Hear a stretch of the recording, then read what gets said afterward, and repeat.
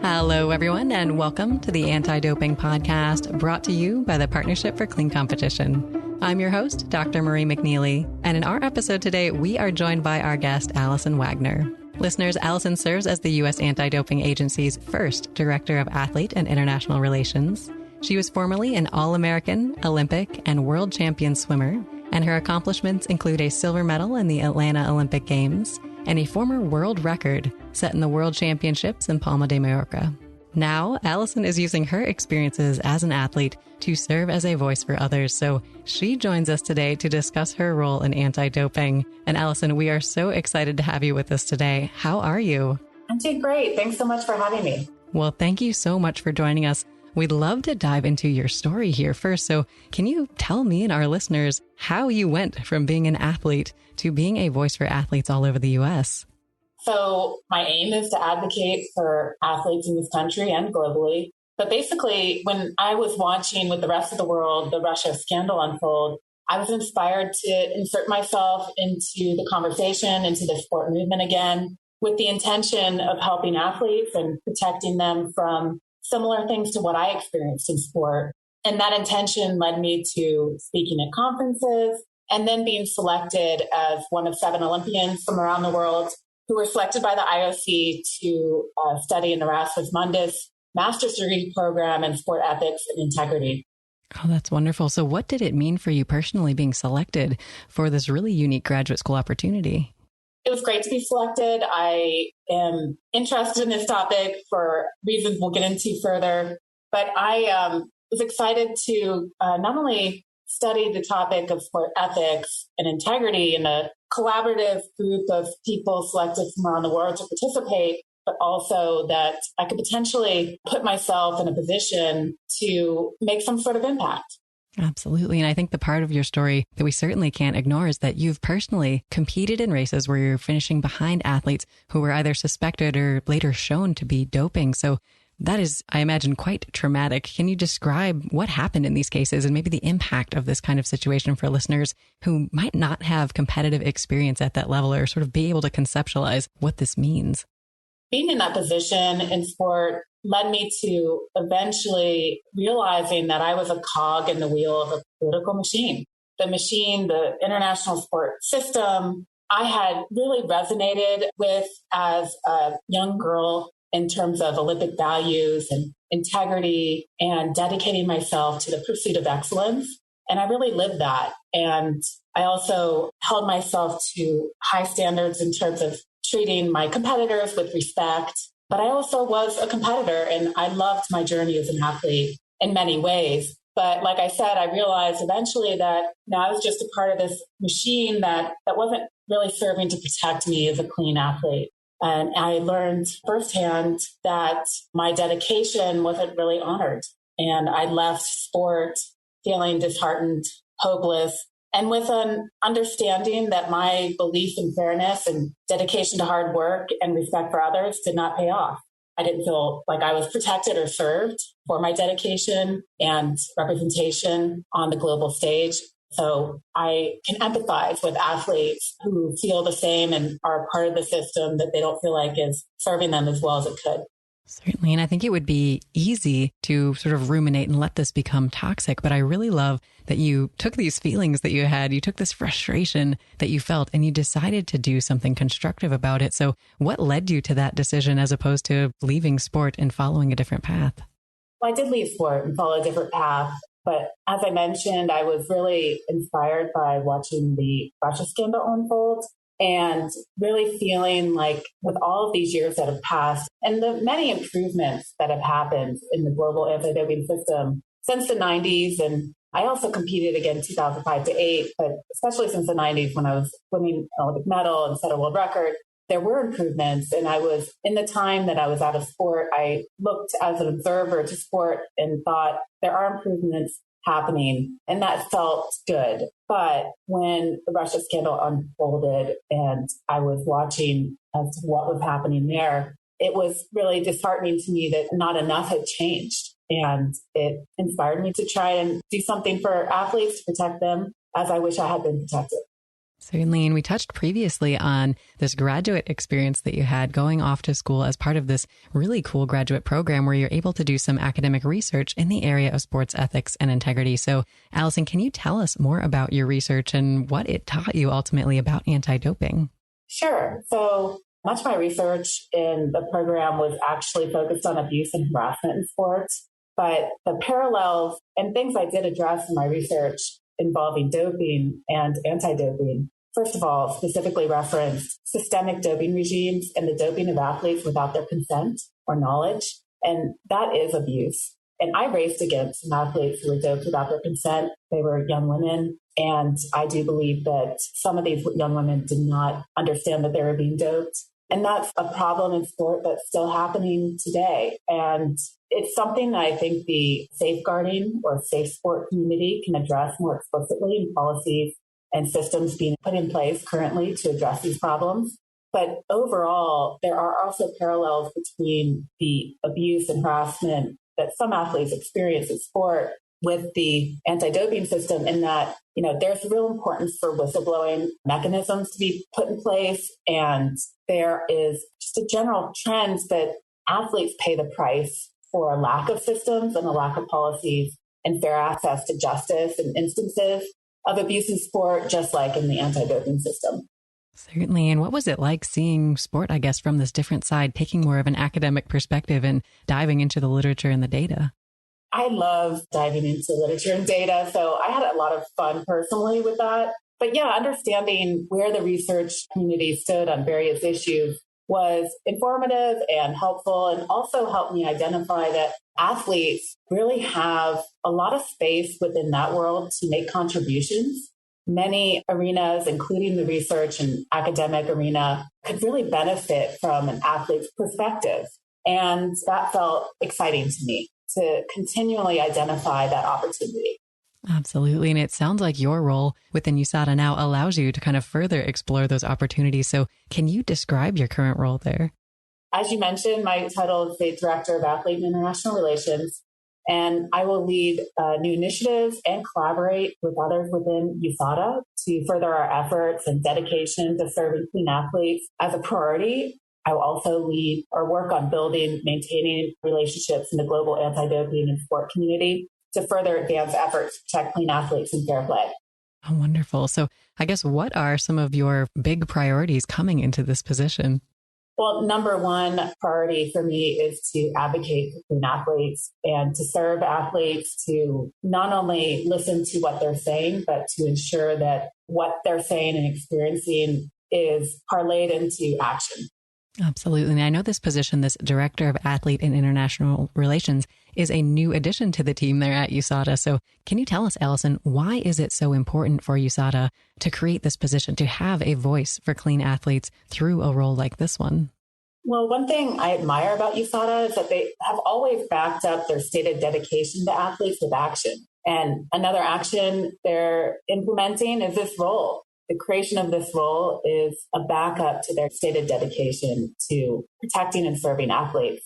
You can see in our game plan for 2024, the graphic on the first page has serving athletes at the center of the graphic. And I really love that USADA continually doesn't just state that they serve athletes, they back that statement up. Absolutely. So was there a specific situation or something that really precipitated the discussions and the action towards making this role there? I think through my time in academic research for the last couple years, I've discovered, and I think USADA agrees, and that agreement is displayed through the creation of this role, but there is a real big need and space in sport organizations for athlete involvement, and not only just representatives that cycle in and out on short terms and volunteer basis, but also creation of roles for athletes to play a real role at the decision-making table. What USADA has identified is that we can only grow our dedication to athletes, and a role like mine will help grow that dedication to athletes and service to athletes. And I think throughout the world, it would be great if other organizations created similar roles. Absolutely. So give us a chance perhaps to envision your day to day. What do some of your job responsibilities look like, or what does an average quote unquote day look like for you? Well, I'm relatively new to the organization. I've been with USADA for about 6 months. I wouldn't say there's an average day yet, but I would say that there's an average week. And my average week involves getting up to speed on current developments and changes in the global anti-doping system and changes that affect our athletes here in the U.S., within our system in the U.S., and also within the global anti-doping system. Also staying attuned and in touch with as many athletes as possible and growing those connections, not only with athletes, but also athlete representatives and other people in the world of sport and anti-doping that are in positions of service to athletes. So those two things in combination with collaborating with people within USADA on various projects and initiatives in service to athletes. Well, it sounds fantastic. And you mentioned specifically that you're often in touch and communicating with athletes, with athlete representatives and others in anti-doping. So what is the most common feedback that you're getting from athletes?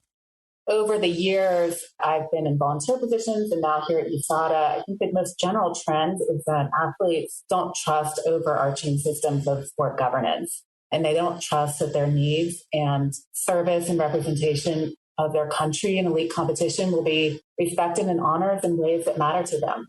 And then when you get feedback like this, I guess, what are the next steps? What do you do with this information you're gathering? Well, in collaboration with USADA and other organizations, anti-doping organizations and other organizations more generally, the goal is to take consensus feedback and feedback from athletes and transition that into actionable items that will actually make a difference in policy, in the creation of new mechanisms of communication, for example, and to collaborate with others in order to make this effort even more harmonized and unified globally. Excellent. And I know you mentioned you're relatively new to the role just earlier this year in May. So is there anything in particular, Allison, that has surprised you since taking on this role with USADA? Yeah, I think the main thing that surprised me is how many people from different backgrounds and at different positions in different organizations are working together to harmonize efforts. That's something that I feel really good about, and I'm excited to work even more closely within those efforts that are meant to help athletes and serve sport. Definitely. And some people may hear USADA and think the U.S. anti-doping agency focuses solely on what's going on in the U.S., but I think that's definitely not the case here. You're also working on forming international partnerships, managing these international relations through your work with USADA in this role. So, Allison, if you had to describe it, what do you see as your role in the global anti-doping landscape? Well, primarily, I don't want to sound like a broken record, but primarily I am focused on advocating for clean athletes in every environment and conversations that we have and that I have with international partners. So an important part of being a member of the anti-doping organization globally is to collaborate and unify efforts. And, USADA is a leader in this space. And with that position of leadership comes a responsibility to unify, push for change when needed, and to share resources and help whenever possible. So my goal and my role is to serve USADA with the focus of advocating for athletes. Absolutely. And can you give us some examples of who are some of these contacts? What are some of these international partnerships or relationships that you're working on further developing?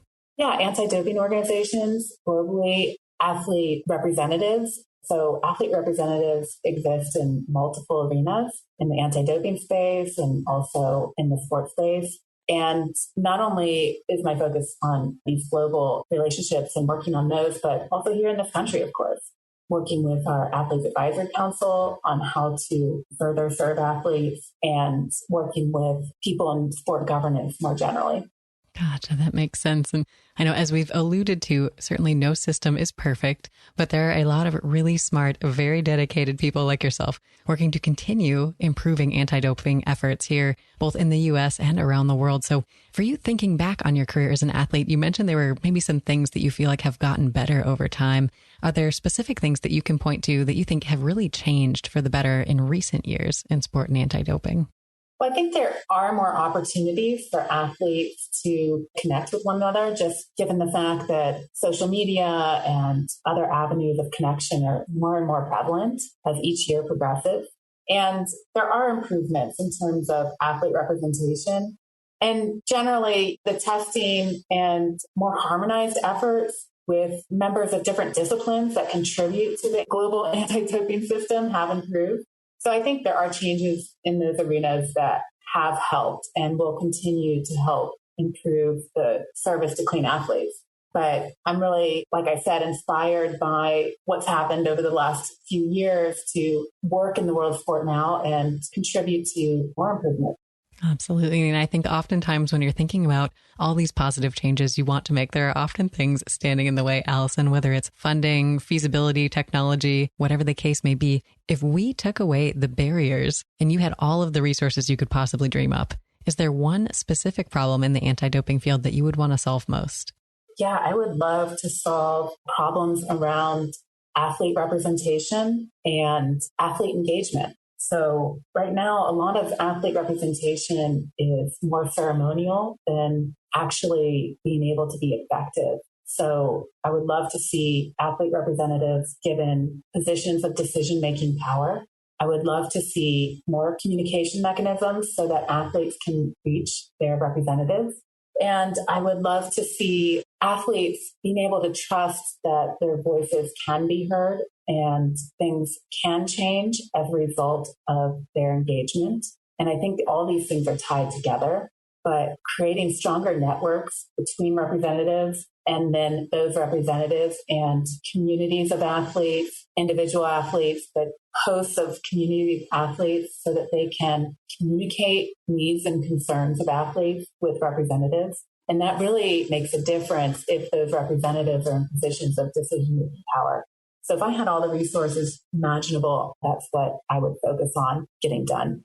Oh, wonderful. And I think that is so important to create those clear channels of communication, ensure people know about them, encourage people to use them. Do you think there's still, I guess, the sense of stigma or concern where people are maybe not only worried that they won't be heard, but there might be negative consequences of them pursuing some of these opportunities? Definitely. And those concerns are valid and need to be heard.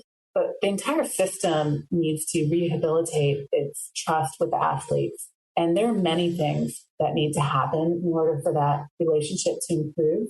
But generally, I think that athletes need to know that their needs will be served, and they also deserve to hear how those needs will be served.